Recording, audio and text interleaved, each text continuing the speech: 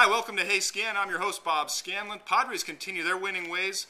8 in a row now after a 6-0 shutout of the Cincinnati Reds this afternoon. A lot of email questions came in. Let's get right to it. Scott wants to know, hey, I just heard you compare Wade LeBlanc to Greg Maddux, but doesn't he remind you more of Tommy Glavine? He even looks like Glavine. Actually, that's not a bad comparison.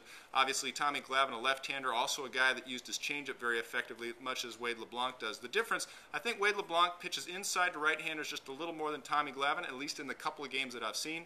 And also, I was trying to make more a comparison of the efficiency working so quickly. This ball game only 2 hours and 27 minutes. That's pretty darn fast, but no question, he's very similar to Tommy Glavine, and if he continues to pitch the way he did today, hopefully he'll have his career as long as Tommy Glavine's. Next one also about Wade LeBlanc. This is from Douglas. Hey, Scan, I noticed last Sunday and today that LeBlanc throws a lot of pitches. Is this less of a concern with him because he appears to have a smooth, easy delivery? Actually, Douglas, last week I didn't think Wade was all that sharp, and he did throw a lot of pitches because he was behind in the count a lot. He had a lot of runners on base. The high pitch count was more a result of his not being quite as sharp with his pitches. But today I thought he was very efficient. He threw first pitch strikes quite often. In fact, 2 strikes out of his first 3 pitches is a very important thing that you want to keep track of as a pitcher. He did that 15 out of 22 times. So for the most part, he was ahead in the count in pitchers' counts. 88 pitches thrown over this ball game today in 6 innings. That's an average of 14 pitches per inning. In general, as a pitcher, you want to try to keep your innings down to about 12 pitches per inning. So he was actually fairly efficient today and obviously working very quickly. So I'm not really that concerned about the pitch count at this point. And as you mentioned, he's not a power guy, so even if he does get high in his pitch count, he's not relying on velocity. He's relying on keeping batters off balance with that changeup. Ivan, yes, the Padres have a pretty good winning streak going, but do you believe they will continue this through the rest of the season? Ivan, I don't think the Padres are going to continue this type of a streak through the rest of the season. We have to remember this is a young ball club. There are going to be ups and downs. But what's nice is that this Padre team has shown that they can have these types of streaks. And this is really more reminiscent of how they played the final 2 months of last season. They played fairly consistently. They won a lot of series. And they were able to show that they would compete with the big boys and stay under control late in baseball games and win the close games. What's nice this year is we're continuing to see these young players develop, and now their offense is starting to kick in a little bit more. The starting rotation is going to be real deep if Chris Young can come back as expected here pretty soon, and the bullpen's been absolutely fantastic. So I think we're seeing even more of what we saw at the end of last year, and these kids continuing to grow. So hopefully the dips that you'll see with young teams will be less frequent and not quite as deep. Kim, hey, Scan, my fantasy job would be to work as an MLB umpire. Alas, I'm a female. But what would my chances be of breaking into the boys club? Thanks. You know what? That's a great question, Kim. And actually, there have been some female umpires. Pam Postema is the first name that comes to mind for me. Pam was actually umpiring at the AAA level when I was coming up through the minor leagues. I thought she was an excellent umpire. I never had any problems with her in calling balls and strikes, and she seemed to have control of the game. I know it was very difficult for her. She's actually mentioned in a book. It's called Breaking into Baseball. It's a really interesting book that you might be interested in, Kim, and really any female that's a fan of baseball. Breaking into Baseball, Women and the National Pastime. It was written by Jean Ardell, Ardell. If you want to pick it up, it's an excellent book about women and their influence in the game from the beginning all the way up till now. So, hey, Kim, if you want to be a Major League umpire, you go for it. Let's see how we're doing on our time. We still got a lot of time, so we'll get to some more of these emails right here.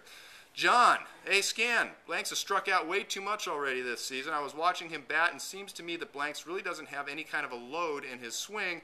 Do you think that could be a flaw in his swing? Kuz seemed to have a similar problem when he first started up with the Padres. John, that's a great question, and what John's talking about with the load is when a batter's hitting, if a guy is just stagnant like this and just still and not moving, then all of a sudden just trying to react to the pitch, he has no load. What they talk about with load is actually getting your hands back, having a little bit of movement so that you get the weight in the hands back, and then you're driving into the pitch. And what that acts as is sort of a timing device and really allows batters to be a little bit more effective in staying back, especially on breaking pitches. Very difficult to all of a sudden react and try to get everything going, as opposed to if you have a little bit of movement, you have a little bit of what they call load, getting your hands and weight back before you stride into the ball. Kyle Blanks is fairly quiet, no question about it. In general, when you have a big, long-armed guy like Kyle Blanks, it's okay to be quiet. If you have too much movement, if you have too much load, it can cause the hands to start to dip and do other things, as I'm sure you are aware, John. So I don't have a problem with Kyle being quiet. Maybe a little bit more. He's got a little bit of a load. I don't know if you want to get too much in there because, again, as a big guy, you'll start getting they have the tendency to start getting too much motion in there. I'm sure he's working with Randy Reddy on this, and we saw Kyle be very effective hitting 10 home runs last season in the final month of the season, essentially, using the same kind of approach. I like the fact that he's as quiet as the plate as he is for a big man. I don't think he's too static. Kuzmanov was almost a statue up there, but that might be something that the Padres start working on, trying to get a little bit more movement in there to try to get the timing down, because clearly right now he is just not he's just not in a good rhythm. I mean, he's not swinging at the pitches he needs to be swinging at. Seems to be taking some of the good pitches, swinging at some of the bad pitches. That's what happens when you're in a slump. I still like this kid. I still think he's got the chance to be a very high impact player, especially for the Padres in Petco Park. I want to see him keep swinging the bat. Quentin, hey Scan.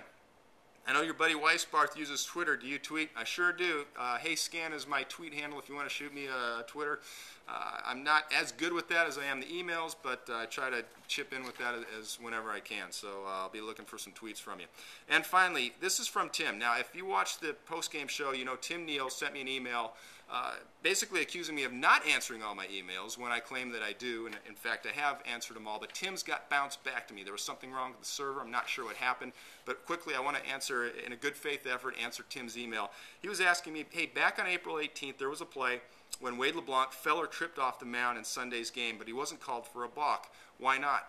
And as I answered back then, and I'll answer the same now, it wasn't a balk because it was what they call a step-off move. As a left-hander, if you step off the mound with your foot, you can do whatever you want, as long as you're not touching the rubber. If you step your back foot off, and that's what they do on the step-off move. They step off, and they do the quick throw. That's what Wade LeBlanc was doing, if I'm talking about the same pitch that you are, Tim. And in that situation, even though after he threw the ball and fell off the back of the mound, it's not a balk. His foot had already cleared the rubber. Once his foot clears the rubber, he can fall flat on his face on the mound if he wants. It's still not going to be a balk. A lot of technicalities in the balk rule, but again, as a left-hander or as a right-hander, if they step their foot off the back of the rubber, then they can do whatever they want. Hey, thanks a lot for the emails. We appreciate it. And check in tomorrow. We'll have some more answers to your HeyScan emails. Take care.